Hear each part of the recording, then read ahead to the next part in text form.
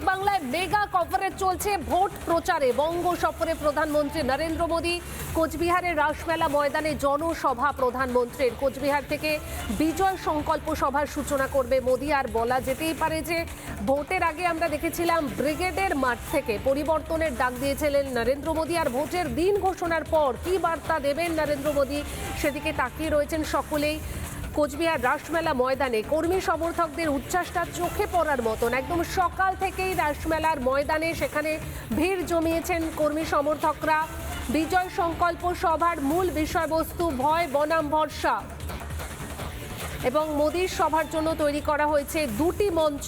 একটি মঞ্চে থাকছে একদম সেখানে সাংস্কৃতিক অনুষ্ঠান হবে, আর অন্য একটি মঞ্চ সেখানে থাকবে প্রধানমন্ত্রী নরেন্দ্র মোদী সেই মঞ্চ থেকে বক্তব্য রাখবেন। রাসমেলার ময়দান, সেখানে দুটি মঞ্চ তৈরি হয়েছে। একটি মঞ্চে হবে সাংস্কৃতিক অনুষ্ঠান, আর সেই অনুষ্ঠানে তুলে ধরা হবে উত্তরবঙ্গের সংস্কৃতি। অনুষ্ঠানে থাকবে বাঙালিয়ানার ছোঁয়াও।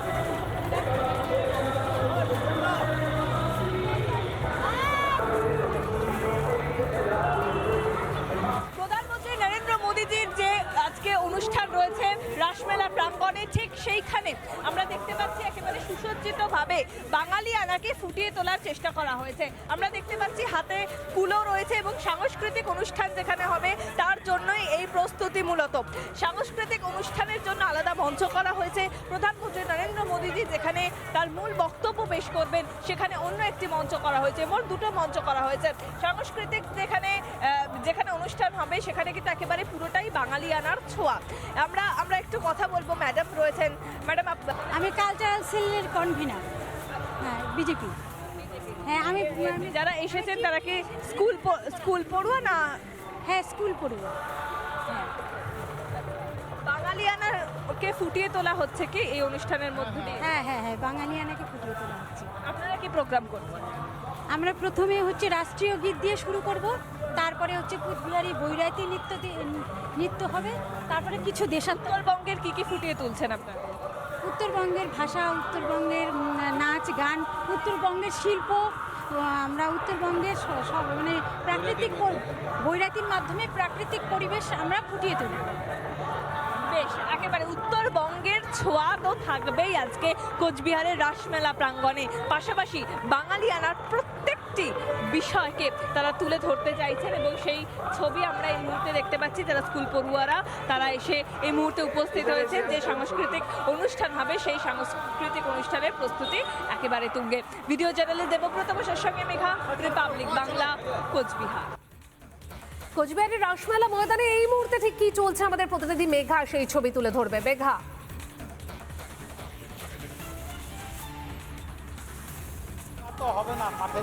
দেখো এই মুহূর্তে রাসমেলা প্রাঙ্গণে এমএলএ এমপিরা তারা প্রবেশ করছেন, কিন্তু এই মুহূর্তে কোচবিহার দক্ষিণের রানিং এমএলএ নিখিল রঞ্জন বাবু তিনি আমার সঙ্গে রয়েছেন। তবে এবারের প্রার্থী কিন্তু রথীন্দ্রনাথ বোস। আমি একটু কথা বলবো আপনার সঙ্গে।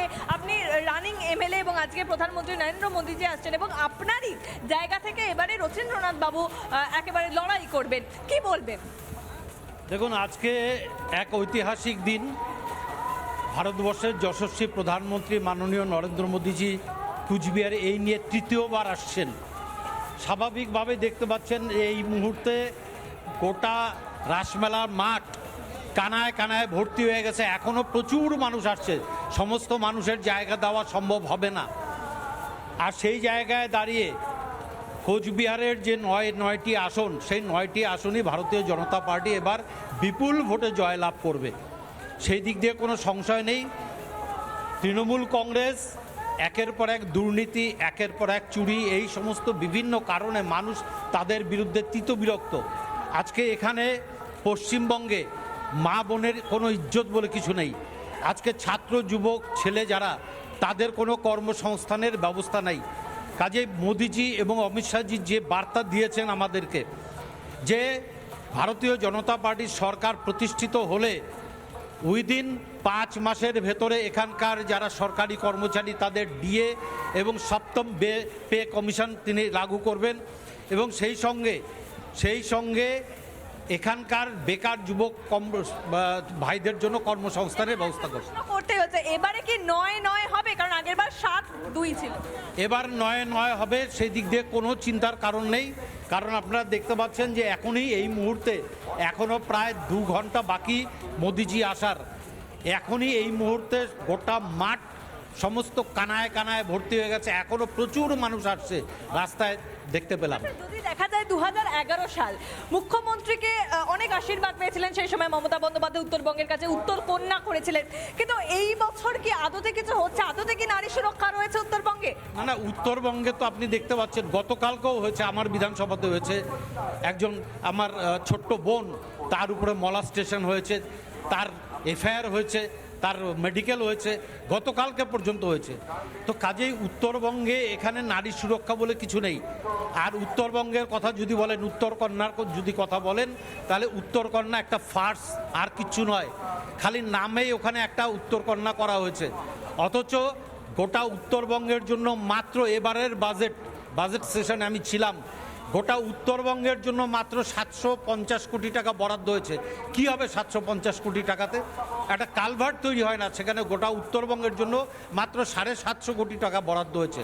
কাজে উত্তরবঙ্গকে চিরকাল বঞ্চিত করা হয়েছে, আর এবার তার ফল ভোগ করতে পারবে মাননীয়া আমাদের মমতা বন্দ্যোপাধ্যায়। উত্তরবঙ্গের আপনারা আশা রাখছেন একেবারে তৃণমূল কংগ্রেসকে সাফ করে দেবেন? আমি উত্তরবঙ্গ জানতে চাই না, আমি পশ্চিমবঙ্গ জানতে চাই।